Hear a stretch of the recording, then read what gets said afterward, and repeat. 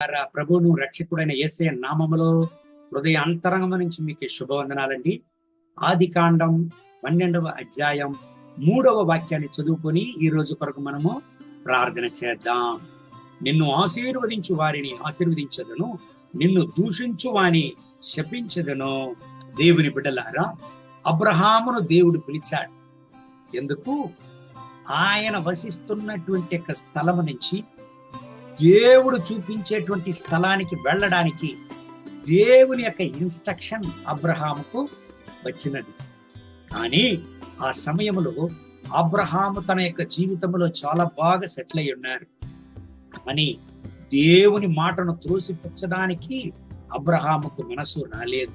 కానీ ఒకవేళ ఆయన తెలియని స్థలానికి వెళ్ళడానికి ఆలోచిస్తూ ఉండవచ్చు. కానీ దేవుడు తన యొక్క కాపుదలను, ప్రొటెక్షన్ ను ఇక్కడ దృఢపరుస్తున్నాడు. చూడండి, నా బిడ్డ, నా దాసుడా అబ్రహాము, నువ్వు భయపడవద్దు. నిన్ను ఆశీర్వదించే వారిని నేను ఆశీర్వదించదను, నిన్ను దూషించు వాని శపించదనని దేవుడు ఇక్కడ వాగ్దానం చేస్తున్నాడు.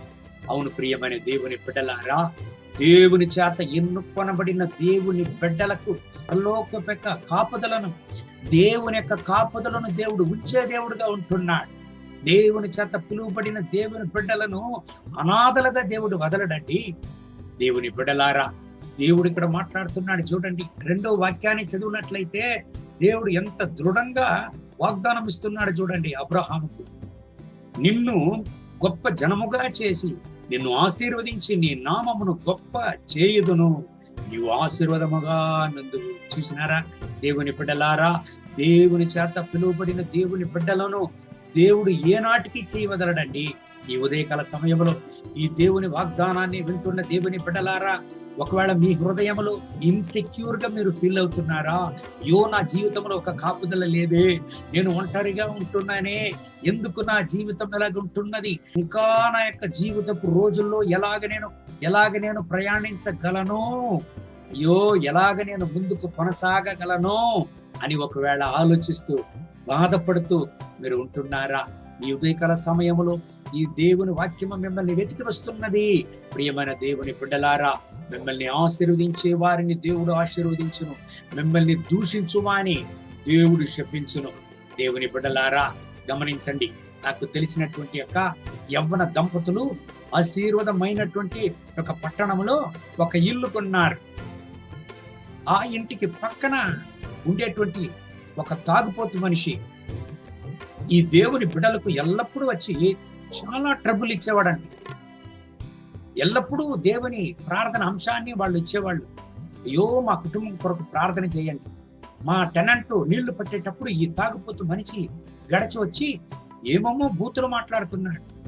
ఒక ఇన్సెక్యూర్ గా మాకున్నది, దేవుడు మమ్మల్ని కాపాడాలి ఈ తాగుబోతు మనిషి నుంచి, మా కొరకు ప్రార్థన చేయండి అని చెప్పేవాళ్ళు.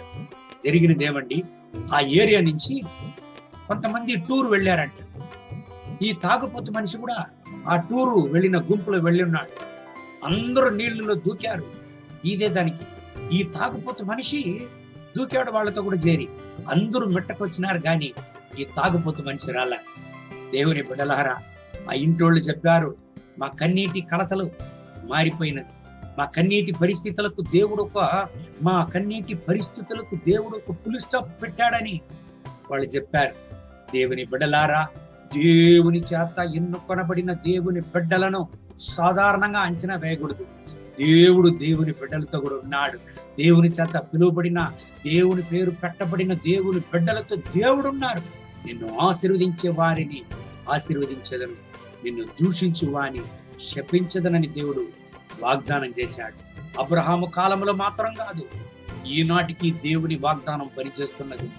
అబ్రహాము సాధారణమైన దేవుని దాసుడు కాదండి, మన విశ్వాసపు తండ్రిగా ఈనాటికి ఆయన నిలిచిపోయాడు. పిలువబడిన దేవుని బిడ్డ, మిమ్మల్ని దేవుడు గణపరచను, మిమ్మల్ని దేవుడు ఆశీర్వదించను. ఒంటరిగా ఫీల్ అవుతున్నారా? ఇన్సెక్యూర్ గా ఫీల్ అవుతున్నారా? ఎలాగ నేను నా జీవితాన్ని కొనసాగించగలను, ఎందుకు నా జీవితంలో ఇటువంటి భయం, నన్ను ఇటువంటి యొక్క ఇన్ఫీరియారిటీ కాంప్లెక్స్, ఇటువంటి యొక్క ఇన్సెక్యూర్ సిచ్యువేషన్ నాకు వస్తున్నది, ఎందుకు నేను నా జీవితంలో ముందుకు కొనసాగలేకపోతున్నాను అని భయపడుతున్నారా? భయపడకండి. అబ్రహాము పైన ఉంచినటువంటి దేవుని యొక్క కాపుదలను ఈనాటికి మీ పైన దేవుడు ఉంచి ఉన్నాడు అనే విషయాన్ని మరచిపోవద్దండి. ఆకాశము భూమి గతించిపోవును గాని ఆయన వాగ్దానములలో ఒక పొల్లైన గతించిపోదని దేవుని వాగ్దానం చెప్తున్నది. ఈ దేవుని వాగ్దానం ప్రకారం దేవుడు మిమ్మల్ని ఆశీర్వదించి ఈ రోజంతా నడుపునుగాక. కళ్ళు మూసి ప్రార్థన చేద్దామండి. మహోన్నతమైన ప్రభువా, ఈ ఉదయకాల సమయంలో ఈ దేవుని వాగ్దానాన్ని విని నాతో ప్రార్థన చేసేటువంటి ప్రతి ఒక్క దేవుని బిడ్డల కొరకు ప్రార్థన చేస్తున్నాను. వీళ్ళను ఆశీర్వదించండి. నీ రక్తపు కోట్ల వీళ్ళను దాచుకోండి. నా దేవా, ఎటువంటి యొక్క భయము, ఎటువంటి యొక్క ఇన్ఫీరియారిటీ కాంప్లెక్స్, ఎటువంటి యొక్క ఇన్సెక్యూర్ సిచ్యువేషన్ వీళ్ళ జీవితంలో ఉండినా ఇప్పుడే వాటిని తొలగించండి యేసయ్య నామములో. అబ్రహామును బలపరచిన దేవ, అబ్రహాముకు వాగ్దానం చేసిన దేవ, మాకును ఈ వాగ్దానాన్ని సొంతం చేసి ఇచ్చి ఉన్నారు నాయన. ఈ ఉదయకాల సమయంలో ఈ దేవుని బిడ్డల్ని ఆశీర్వదించండి. మీ రక్తపోట్ల దాచుకోండి. మీ కృపా కనికరంతో కూడా నింపండి నాయన. వీళ్ళకు విరోధంగా వచ్చే ఆయుధం వరుదులకు పోవున కాక.